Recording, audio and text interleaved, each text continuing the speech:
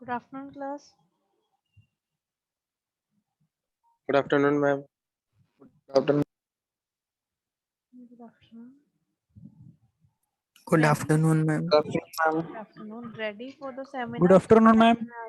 Good afternoon, everyone. जी किसका seminar है आज?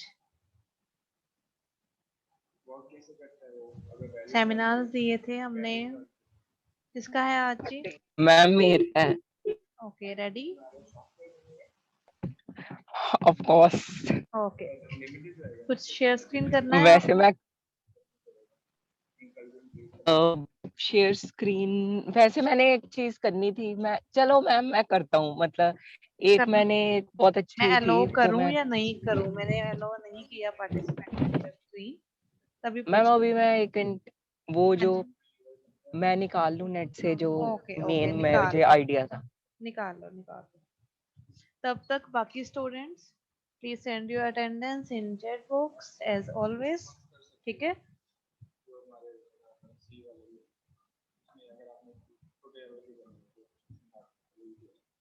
बाकी स्टूडेंट जिन जिन का सेमिनार था प्लीज बी प्रिपेयर्ड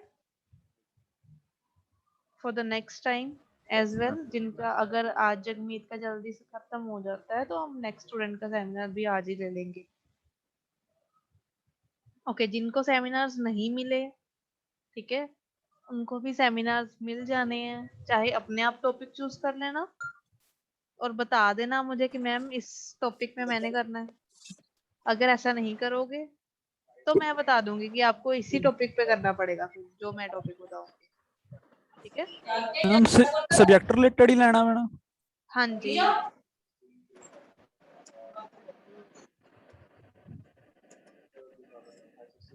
आपके सिलेबस में जो भी टॉपिक्स हैं या आपके बुक में जो भी टॉपिक्स हैं उनमें से कोई भी टॉपिक आप चूज कर सकते हो। Okay ma'am.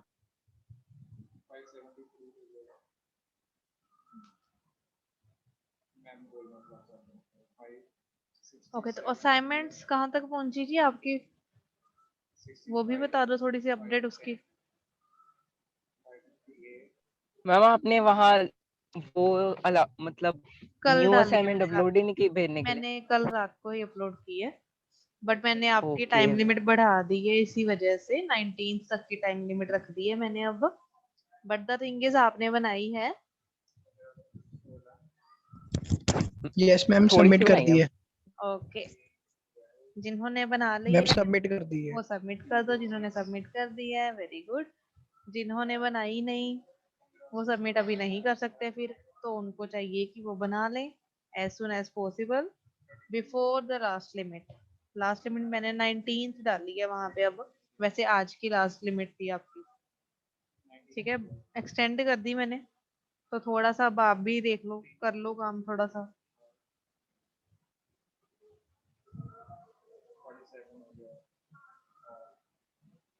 हाँ जी जगमीत, करे स्टार्ट।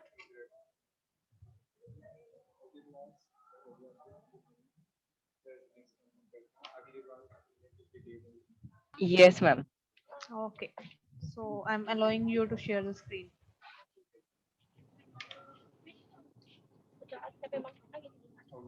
ओके जगमीत, स्टार्ट कर लो शेयर, जो भी शेयर करना है आपने।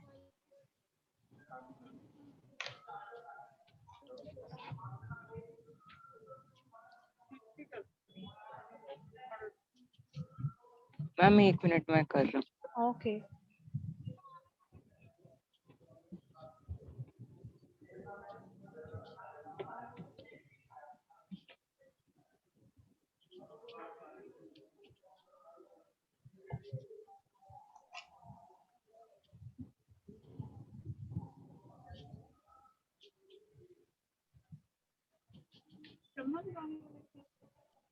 तो जो स्टूडेंट्स अभी अभी ज्वाइन किए हैं उनकी इंट्रोडक्शन के लिए बता देती हूँ।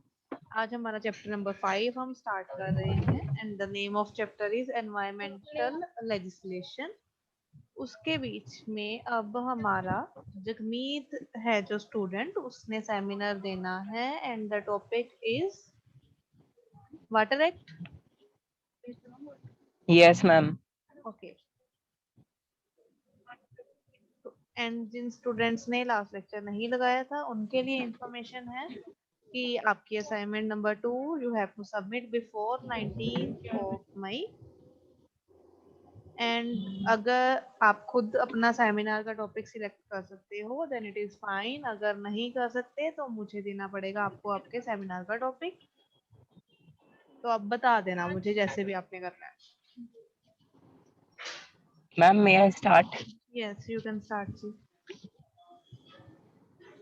मैम जैसे हमारा चैप्टर है एनवायरमेंटल लेजिस्लेशन, हम्म तो इसमें मेन तो यही है कि हम ये गवर्नमेंट की तरफ से ये क्या किया जा सकता है, जैसे कि एनवायरनमेंट को ज्यादा से ज्यादा प्रोटेक्ट कर पाए, क्योंकि इतना ज्यादा एक सिंगल बीइंग नहीं कर सकता। तो इसमें सबसे पहले ये बताते हैं कि स्टार्ट कैसे हुआ। पहले तो बहुत अच्छी एनवायरनमेंट था हमारी धरती का, उसके बाद इंडस्ट्रियलाइजेशन, अर्बनाइजेशन और सारा ये फॉरेनर्स आए और हमारी धरती का हो गया सत्यानाश। उसके बाद इन्होंने कुछ लॉज पास किए लेजिस्लेट करने के लिए। सबसे पहले इन्होंने लॉ पास किया था शॉकलिम डिक्लेरेशन इन 1972। तो इसमें 2 आर्टिकल्स पास हुए थे जिसमें 48A और 51A इन्होंने कॉन्स्टिट्यूशन में ऐड किए थे। आपकी शेयर स्क्रीन ऑफ होगी है। एक ओके कंटिन्यू रखो साथ साथ, कोई बात नहीं। तो इन्होंने मेन गोल ये था कि हमने एनवायरनमेंट की रक्षा करनी है। तो इन्होंने इस जो बनाए थे, इन्होंने मेन बात ये की थी कि मतलब हमने सिर्फ ये जो डिग्रेड हुआ हुआ एनवायरनमेंट है इसको सिर्फ बचाना ही नहीं है कि आगे डिग्रेड ना हो, यही नहीं करना। इन्होंने कहा था प्रोटेक्ट एंड इम्प्रूव, दोनों आर्टिकल में ये वर्ड था। तो ये मेन चीज थी। उसके बाद मेरा टॉपिक आता है वाटर। वाटर में जो पहला एक्ट है वाटर एक्ट 1974। तो पहले हम वाटर के बारे में डिस्कस करते हैं। ओके अगेन वैसे आपकी शेयर स्क्रीन ऑफ हो गई है। कुछ टेक्निकल मैम इशू ये है या क्या चक्कर क्या है? 1 मिनट मैम, पता नहीं है क्या हो रहा है, फिर भी मैं दिखाता हूँ। ओके तो एनवायरनमेंट को समझने के लिए वाटर की इम्पोर्टेंस, हम सबसे पहले तो मेरे ख्याल से बेस्ट एग्जांपल इसकी एपीजे अब्दुल कलाम की बनाई हुई पीपीटी है। ठीक है। इसमें उन्होंने बताया था कि जो हमारा पानी है अगर वो खत्म हो जाए, व्हाट इफ, तो क्या हो सकता है। तो ये इन्होंने लिखा था कि this is a letter continue. From 2070। तो वो 50 उम्र के हो चुके हैं। अब वो जो सारे लोग हैं, अब वो जवान नहीं दिखते, अब वो सारे बूढ़े दिखते हैं, क्योंकि एनवायरनमेंट इतना अच्छा रह नहीं गया, पानी है नहीं, और जो इनका सिर है सबका बॉल्ड है, क्योंकि पानी है नहीं सिर धोने के लिए, इसलिए वो धो नहीं सकते सिर। और वो याद करते हैं आप, जब वो 5 ईयर ओल्ड थे तो वहां बहुत सारे ट्रीज थे, और ये सोचते हैं कि मतलब पानी हम ऐसे ही केयरलेसली वेस्ट करते रहते थे, पेट्रोलियम हार्वेस्ट करते रहते थे। और वो कह रहे हैं कि पहले उनके फादर पानी से अपनी कार वॉश करते थे। अभी भी हम होली खेलते ही हैं,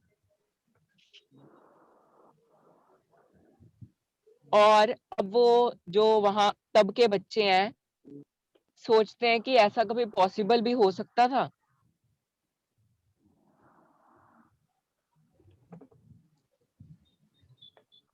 और वो याद कर रहे हैं कि जो वहां हर जगह वो साइंस पढ़ते थे कि डोंट वेस्ट वाटर, और कितने ज्यादा पोस्टर आते रहते थे, वो बनाते भी थे। पर अब क्या हो चुका है, डेजर्टिफिकेशन हो चुकी है पूरी। जैसा हम यहाँ देख सकते हैं, पूरी की पूरी जो जमीन है वो डेजर्ट बन चुकी है, पपड़ी आ चुकी है उस पे। रिवर्स, डैम्स, सब कुछ सूख चुका है।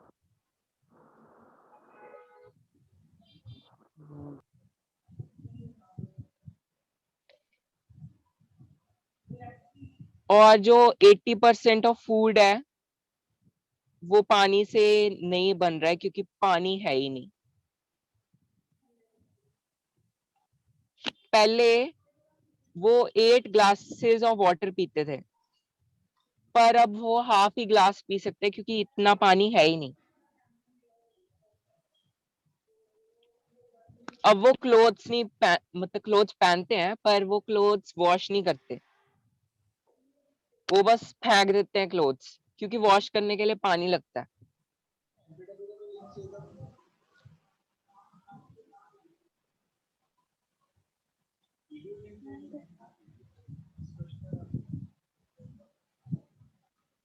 और ओजोन लेयर भी डिप्लीट हो चुकी है पूरी, इसलिए अल्ट्रावायलेट रेज आ गई हैं धरती पर।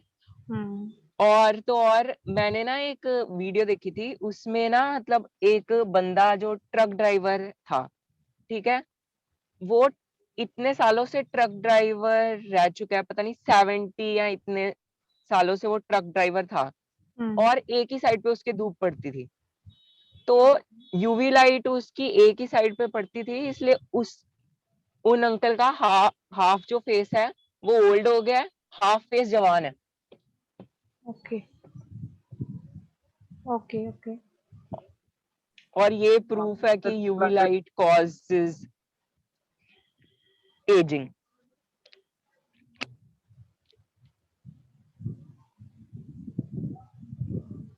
और ये बता रहे हैं एक 20-year-old अब 40 का दिखता है।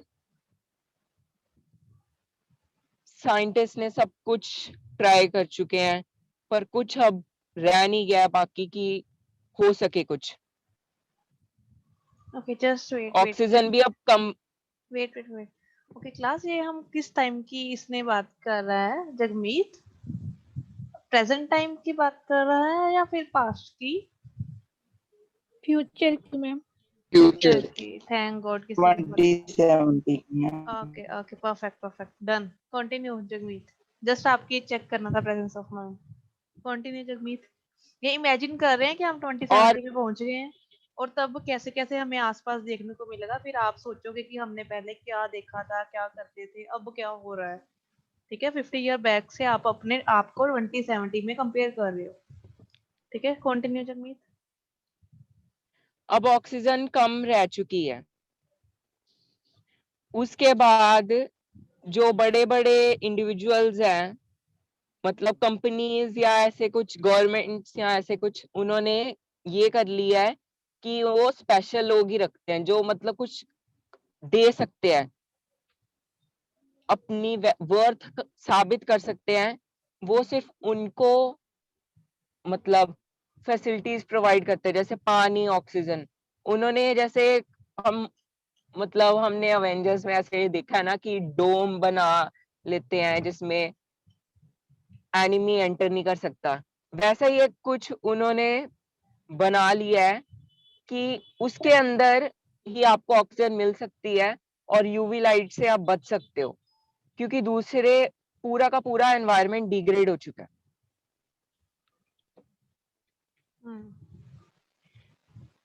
और अब एयर का भी टैक्स लगता है, और अभी जो भी लग रहा टैक्स है, नहीं पे कर सकता। एट प्रेजेंट भी लग ओह रहा है या यस नहीं मैम, लग रहा? लग रहा है। राइट। उन्होंने सोचा था 2070 में ऐसा होगा, बट 2020 में स्टार्ट हो गया। देखो अपना हाल। कंटिन्यू। और जो ये टैक्स नहीं पे कर सकता वो कुछ नहीं कर सकते अब, और वो उसको बस मतलब एट लास्ट एग्जीक्यूशन वो मार देते हैं उनको। ओके। और सम कंट्रीज जो थोड़ी डेवलप्ड है, जैसे यूएसए ही मान लो, उसने भी क्या किया है, जो सप्लाईज हैं उन्होंने अपने पास रख ली हैं, तभी तो इंडिया को इतना कष्ट सहना पड़ा, क्योंकि उन्होंने पहले अपने बारे में सोचा। चलो ठीक है, ओके फाइन, पर फिर भी पूरे वर्ल्ड को इसलिए सफर करना पड़ रहा है।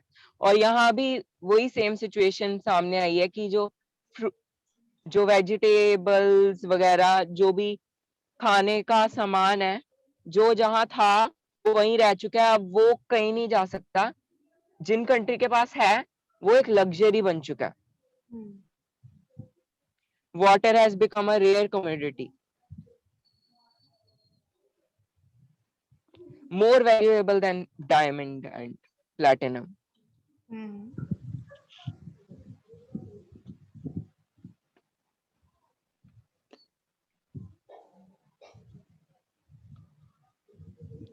ग्रीन हाउस इफेक्ट बहुत बढ़ चुका है।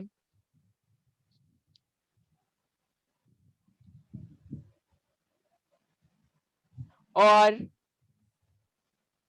जो उनकी डॉटर है वो पूछती है कि आप जब जिंदा थे तो फॉरेस्ट थे, कैसे थे, वो इमेजिन करती है। अब वो उसके लिए देखने के लिए है नहीं है। सेम इस चैप्टर में लिखा है कि अगर हम सब कुछ कंज्यूम कर लेंगे तो हम आगे वाली जनरेशन को देंगे क्या। पेट्रोलियम जैसे खत्म हो रहा है तो फिर आगे वाली जनरेशन क्या करेगी। ऐसा कुछ कंसेप्ट हमने पहले भी पढ़ा था, क्या होता है वो? Sustainable development. राइट। वो उसको फ्लावर्स, जो उनका पहले एनवायरनमेंट था उसके बारे में बताते हैं, और वो बस सिर्फ सुन सकती है और इमेजिन कर सकती है। और वो पूछती है कि पानी अब क्यों नहीं है, और अब उनको लगता है कि मतलब फील तो होता ही है जब उनकी वजह से या किसी की वजह से कुछ गलत झेलना पड़े आपके किसी मेंबर को, तो बुरा तो लगता ही है। तो उनको भी बहुत बुरा लगता है।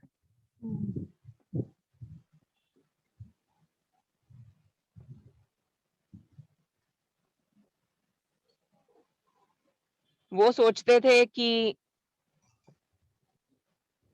आगे कुछ हो जाएगा, पर उन्होंने कुछ किया नहीं, इसलिए ये हाल हुआ है। और वो अब लिख रहे हैं कि today our children pay the price of our bad things.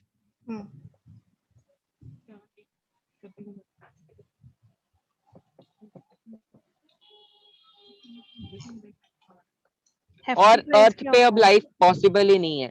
हम अभी सोच रहे हैं प्राइस कि लिखा है आपने, वहां पे पिछली स्लाइड में लिखा था today our children have to pay hefty price.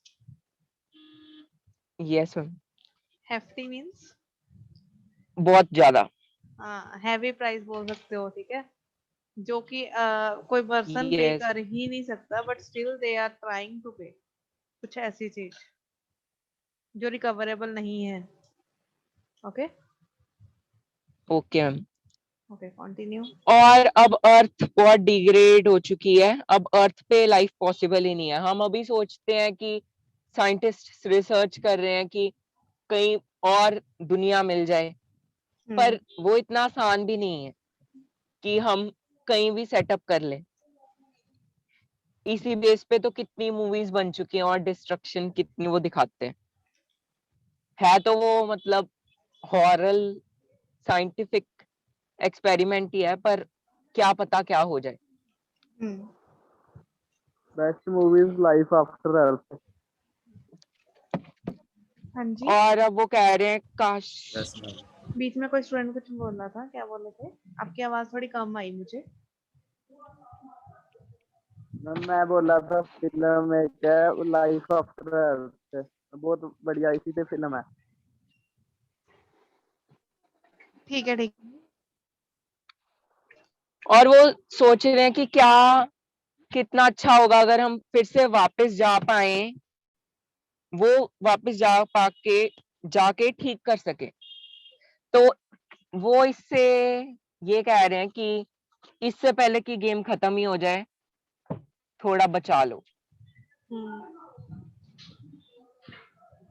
और तो और एक और इंटरेस्टिंग फैक्ट, एक कंट्री है जिसमें जहां पर पानी वो उनके पास है नहीं है, तो उन्होंने मशीनरी तो सेटअप कर ली है कि कैसे वो पानी को जो सी है उसमें से हार्वेस्ट कर पाएंगे।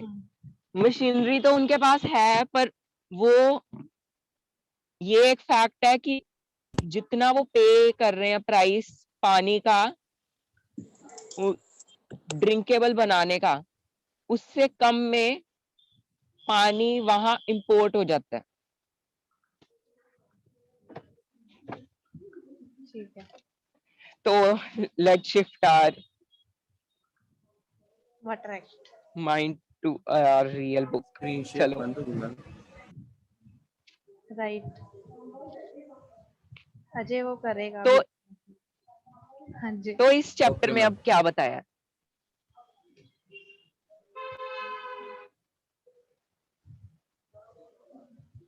तो जो द वाटर सेस एक्ट पहले कर लेते हैं।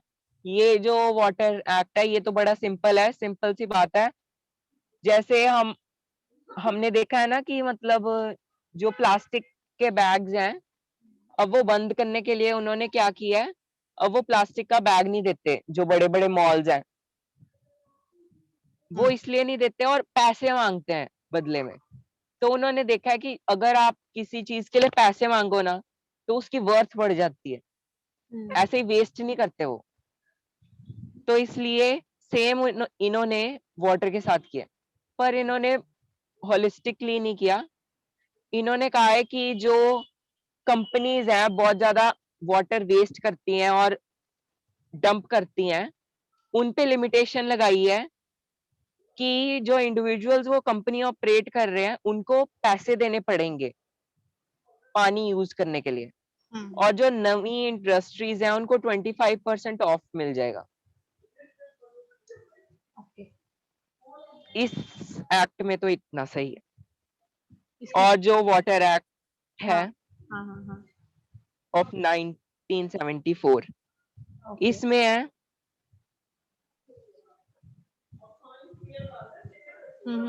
इन्होंने कुछ एक्ट्स बनाए थे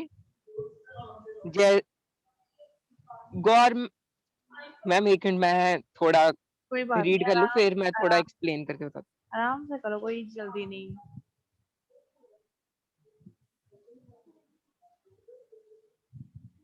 बुक में से कर रहे हो? हूँ। वाटर बुक शेयर कर देती यस हूँ मैम, शेयरिंग पे। मैम है बुक मेरे पास। नहीं, बाकियों को मिल जाएगी ना साथ में, इसलिए पूछ रही हूँ। Yes ma'am. मैं स्क्रीन शेयर कर देती हूँ, रुको। You are at water act here. Yes ma'am. Okay.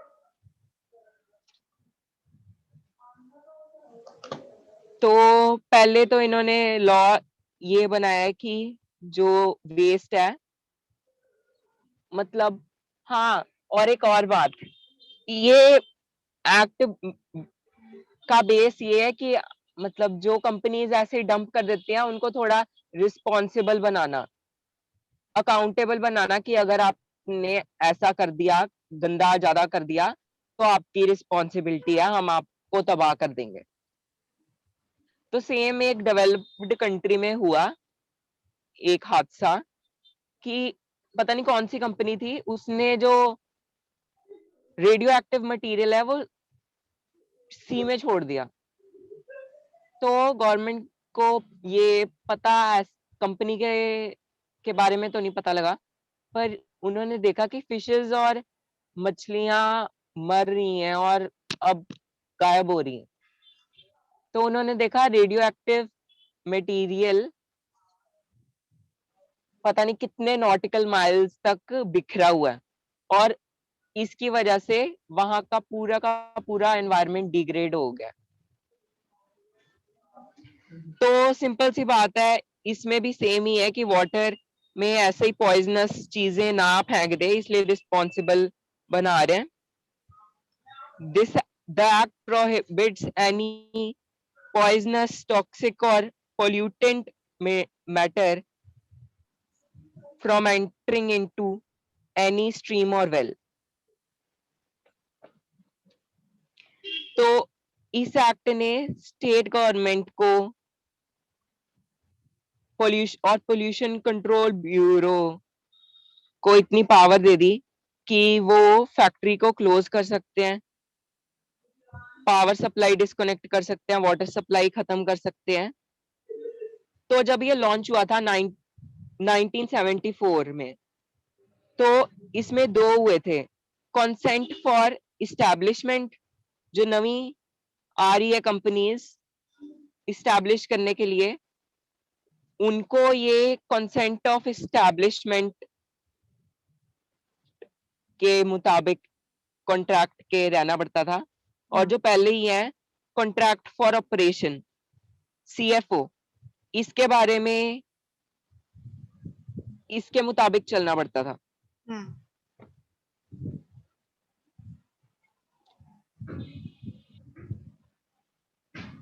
इसमें है कि कोई भी बंदा कोई भी खराब सामान, अपना वेस्ट किसी भी स्ट्रीम में या पानी में डंप नहीं कर सकता।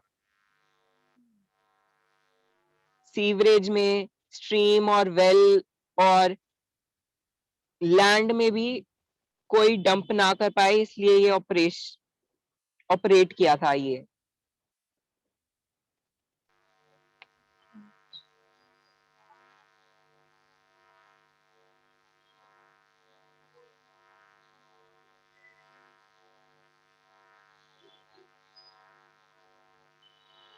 और सर्टेन लेवल बना दिया था कि अगर इस स्टेज से पोल्यूशन ज्यादा बढ़ जाएगा तो ये कुछ कदम उठाएंगे।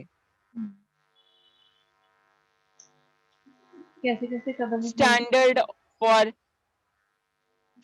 Factories discharging pollution into bodies of water। तो समरी में तो यही है।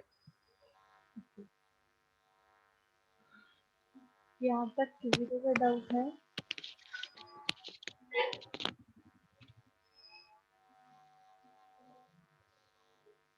हाँ जी क्लास, किसी को डाउट है? वाटर स्कार्सिटी का मेन कॉज क्या है? वाटर स्कार्सिटी का मेन कॉज क्या है? हाँ जी जगनीश बताओ।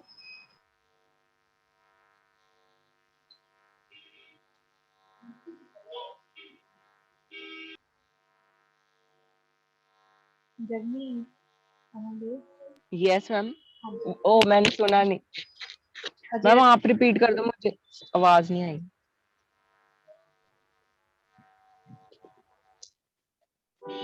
Ajay repeat your question. Ma'am water scarcity का कॉज क्या है, ये पूछ रहा था। हमारी डे टू डे एक्टिविटीज, जैसे मैं ट्यूशन गया था तो मतलब हमारे मैम बात ही कर रहे थे कि जो वहां मतलब कई आपने रास्तों में देखा होगा कि पानी गिरता रहता है, टैप चोती रहती है तो चोती रहती है, वो खत्म ही नहीं होती। हम परवाह ही नहीं करते, अगर कोई बाथरूम में टैप लीक कर रही है तो वो लीक ही करती रहती है। जैसे फिल्टर जो RO आजकल लगे हुए हैं, वो 1 लीटर पानी के लिए 3 लीटर या 2 लीटर वेस्ट कर देते हैं। तो अगर हम उसी RO के पानी को हम कहीं और यूज कर लें तो कितना अच्छा हो। और आजकल तो जितना मुझे लगता है कि हर किसी के घर में RO लगे ही हुए हैं। तो मेन कॉज तो RO तो है ही, क्योंकि RO इतना कम पार्टिकल साइज को भी फिल्टर करता है, जो हमें हमारे को चाहिए चीजें जैसे मिनरल्स हैं वो भी फिल्टर कर देता है। तो ये एक आइडियल मेथड नहीं है, पर फिर भी कंपनीज इसको बेची जा रही हैं। साथ में कई कंपनीज को जैसे रिस्पॉन्सिबल बनाना चाहिए, जैसे इन्होंने बनाया है इनएक्ट्स ने, पर फिर भी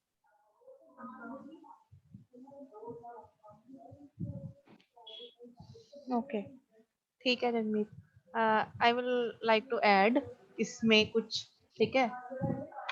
इसमें इसके कॉजेज में आ सकता है और क्लाइमेटिक चेंज आजकल जो हो रहा है हमारे एक्सेसिव यूज की वजह से, या फिर हम लोग जब कुछ भी ऐसी हैपनिंग्स करते हैं जिसकी वजह से हमारा क्लाइमेट में कुछ ना कुछ हलचल आती है, लाइक हम ट्रीज कट करते हैं, या फिर हम उन जो भी हमारे प्लांट्स हैं उनको खत्म कर रहे हैं, हम वाइल्ड लाइफ को खत्म कर रहे हैं, या फिर आप अपनी जो ग्रास लैंड्स हैं उनको खत्म करके डेवलप्ड लैंड्स बना रहे हो, तो उन सभी की वजह से क्लाइमेट में चेंजेस आ रहे हैं।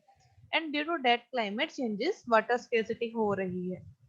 देन आप इसमें आप ये भी बोल सकते हो कि लाइक अभी जगमीत ने जैसे बताया कि टैप्स खुली छोड़ देते हैं, उसे बंद नहीं करते, बेसिकली आप उसे बोल सकते हो कि ओवर यूज ऑफ वाटर बोल सकते हो, या फिर आप उसे बोल सकते हो कि वेस्टेज ऑफ वाटर। चाहे उसे ओवर यूज बोल दो, चाहे आप वेस्टेज बोल दो, दोनों चीजें same under the same example is there, ठीक है। तो उसकी वजह से जो हमारा पानी है वो हमारे यूज के लिए रहा नहीं, और जो जितना हम यूज कर सकते थे वो ग्राउंड वाटर में मिला नहीं, वो जाके हमारा पानी जो सीज वगैरह में ऐड हो गया, जिसमें एल्केनिटी होती है जो हम नहीं ड्रिंक कर सकते नॉर्मली। देन आप इसमें और क्या कर सकते हो कि वाटर पोल्यूशन डिफरेंट, जो भी कोजेज हैं वाटर पोल्यूशन के जो भी थे, वो सारे कोजेज जो हैं वो भी वाटर स्केर्सिटी के ही कोजेज होंगे। क्योंकि अगर आप इमेजिन करो, अगर हम हमारे पास पानी है बट पोल्यूटेड है, तो आप पी तो उसे सकते हैं नहीं, तो वो आपके किसी भी यूज का नहीं है। तो polluted water is also a cause of this water scarcity, ठीक है। और भी डिफरेंट कोजेज आएंगे, लाइक वाटर पोल्यूशन के क्या क्या कोजेज हैं वो भी सारे इसी के अंदर आएंगे जो आपने पूछा है अभी, ठीक है। मैम कैसा रहा सेमिनार? मेरा थोड़ा मेस्ड अप था, मैं नहीं, क्योंकि बाहर इट वाज था गुड, कार में बैठ के। Very good ma'am, very good. Right, it was very good, ठीक है, डोंट वरी, बहुत एंड अच्छा इट बोला था वाज उसने। Really very good. Because seminar का मतलब ये थैंक यू नहीं है मैम। कि आपने मुझे बताना है, सेमिनार का मतलब होता है आपने अपने फ्रेंड्स को समझाना है कुछ, ठीक है। एंड मुझे अगर मैं अपने आप को एज ए स्टूडेंट चुनूं तो मैं इजीली समझ सकती थी आपके सेमिनार को, तो आपने लैंग्वेज जो यूज की वो सभी के लिए इजीली समझने लायक थी। That was the main thing, and आपका second thing is your confidence level. Okay thank you ma'am. Okay okay okay, any other doubt? Okay, next time seminar किसका है जी? मैम मेरा है okay, topic is water, sorry water, energy management act 2001 और energy efficiency. Okay, ठीक है। So be prepared for that in the next lecture, ठीक है। यस एंड वंशिका आप भी रेडी रहना, अगर एक ही लेक्चर में 2 सेमिनार्स ले सके तो हम ले लेंगे, ठीक है। 5 to 10 मिनट्स का ही होगा मैम। हाँ जी हाँ जी, आप जैसे प्रिपेयर कर सको, आपको बस समझना चाहिए, आना चाहिए, एंड आप क्वेश्चन लिख सको उसके बारे में, वो देखो, ठीक है। Yes ma'am. Okay, thank you so much class. Thank you ma'am. Okay, Thank you, ma'am. Have a nice day. Thank you, ma'am.